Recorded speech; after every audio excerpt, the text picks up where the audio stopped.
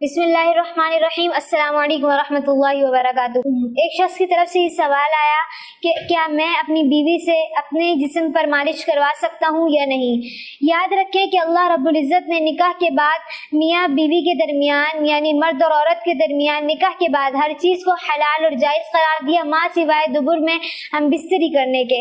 ये और दूसरी और अहम बात ये, अगर बीवी से मालिश करवाना हो और बच्चे भी मौजूद हों तो इस बात का ख्याल रखें कि ऐसे वक्त में मालिश करवाई जाए, ऐसे वक्त में मसाज वगैरह करवाया जाए जिसमें बच्चे मौजूद ना हो घर पे, ये उस कमरे में करवाया जाए जिसमें बच्चे मौजूद ना हो, या बच्चों के सोने का वक्त हो ऐसे वक्त में करवाई जाए कि बेपर्दगी ना हो। अगर बच्चों के सामने ये अमल करवाया जाए तो बच्चों के जहनों में गंदे ख्यालात, बच्चों के जहनों का गंदा होना ये लाजिम आता है।